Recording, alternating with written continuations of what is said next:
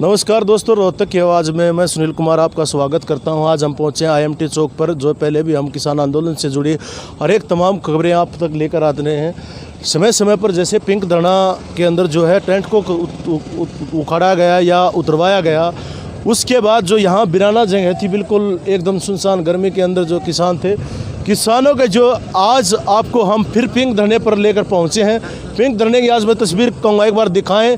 आज पहले की तरह बिल्कुल पूरा किसानों के देखिए, किसानों ने जोर लगा दिया है, पूरे टेंट वगैरह पूरा आप देख सकते हैं पहले की जैसे ही हालात आज बने हुए हैं। ये पिंक धरना है। ये देखिए किसान जो है तख्तों का उतारते हुए, कूलर लगे हुए हैं, पूरी व्यवस्था, कितने गद्दे हैं, आज पूरी व्यवस्था, पूरा टेंट लगकर तैयार हो चुका है। थोड़ा सा काम अभी भी बाकी है, क्योंकि जिस तरह से घटनाक्रम हुआ किसानों के साथ, जो इस धरने के साथ जो घटनाक्रम हुआ था, यहाँ से टेंट खुलवाया गया, एकदम से कोई भी प्रबंध नहीं होता। एक लोकल कहावत है कि हाथ पर से कोई भी उतार लेता है, लेकिन माथे कोई नहीं उतार सकता। ये कहावत सत्य होती हुई नज़र आ रही है। आप देख रहे हैं, बिल्कुल पूरी तस्वीरों में मैं दिखाना चाहूँगा आपको। गद्दे पड़े हुए हैं, ये कूलर लगे हुए हैं, ये गद्दे भी इस साइड भी हैं, पूरे देखिए तख्त आ चुके हैं। तो किसानों ने पूरी जो मेहनत है, किसान अपने जो किसी का भी एहसान नहीं रखते, किसान अपना सहयोग से जो काम कर रहे हैं, किसानों के अंदर जो एक जुनून है वो बरकरार है अभी भी। हमारे साथ जो है उनसे बात करवाएंगे। गीता लावत है, डॉक्टर बलारा जी हैं, जो यहाँ काफ़ी समय से, गीता जी स्टार्टिंग से यहीं पहले जो एक पहल की थी इन्होंने, महिलाओं को आगे लाने के लिए, जो घर से बैठी हुई महिलाओं को बाहर निकालने का जो काम किया था और आंदोलन में बढ़ चढ़कर भाग लेने के लिए जो है महिलाओं को जागरूक किया था, वो भी यहाँ बैठी हुई हैं। उनसे भी बात कर लेते हैं।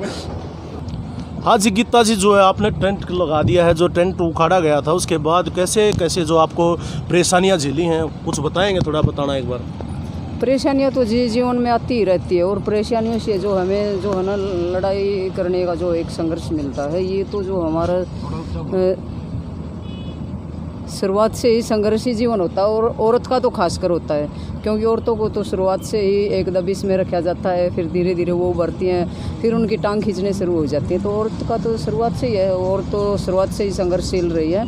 ये अभी जो है ना पूरे जनता के सहयोग से है, अपने किसान योद्धाओं बहन भाइयों के सहयोग से हमने दोबारा से ये जो है, आप टेंट दिखा सकते हो, दोबारा से उसी के अकॉर्डिंग लगा दिया है। सेम वही पोजीशन होगी और अभी थोड़ा काम पेंडिंग भी है, आज कंप्लीट हो जाएगा इसका काम।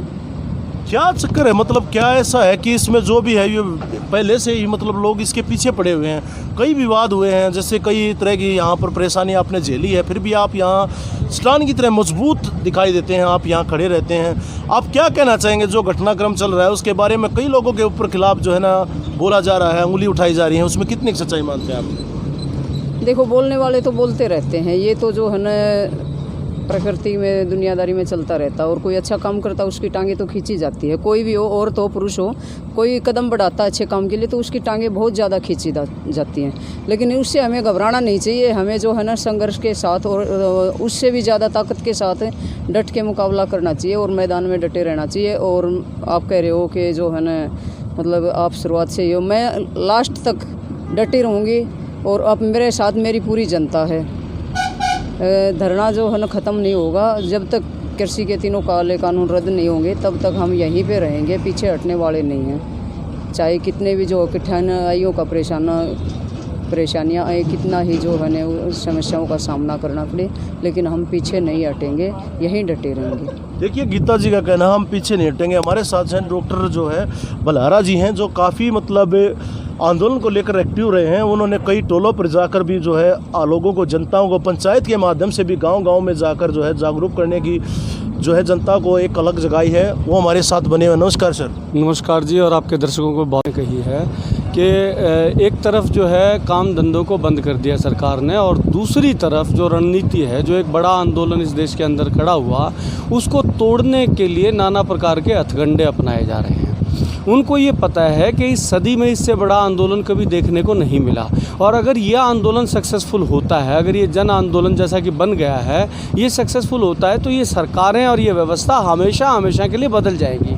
ये पार्टियां और ये चेहरे जो अभी अगुवाई में दिख रहे हैं इन पार्टियों के, ये हमेशा हमेशा के लिए इतिहास की गर्त में चले जाएंगे, और इनका नाम उसी तरह लिया जाएगा जैसे रावण का लिया जाता है, जैसे जयचंद का, जितने भी नकारात्मक कैरेक्टर हैं। इसके लिए जिस तरह की जो चीज़ें की जा रही हैं, और उसके लिए भेड़ की खाल में भेड़िए हमारे मध्य भी मौजूद हैं। जिस व्यक्ति की आप शुरुआत में बात कर रहे थे, जिन व्यक्तियों की बात कर रहे थे, वो एक्चुअली सरकार के मोहरे हैं जिनको फिट किया गया है। एक को कहीं रसोई बना के बिठाया जाएगा, एक को कहीं यूनियन का नेता बना के बिठाया जाएगा, एक को कहीं जो है मोर्चे के अंदर बिठाया जाएगा। ये जो मोहरे फिट किए गए हैं, इनको पहचानने में हम बार बार भूल करेंगे। कारण ये है कि आम आदमी अपनी रोटी और रोज़गार से आगे की जो है, जो वो श्रूडनेस है, जिसको कमीनापन कहते हैं ना, वो चीज़ आम आदमी के अंदर नहीं होती। किसी फिल्म में भी डायलॉग था, बुरे तो मेरे जैसे बन जाओगे, पैसा भी लिया होगे, गुंडे भी, लेकिन कमीनापन कहाँ से लाओगे? तो आम आदमी, आम किसान, कमेरा वर्ग, वो कमीनापन कहाँ से लाए कि इन लोगों के असली चेहरे को पहचान ले? हम तो वो कौम है जो हमेशा लुटने, पिटने, मरने के बाद इन लोगों के चेहरे पहचानते हैं।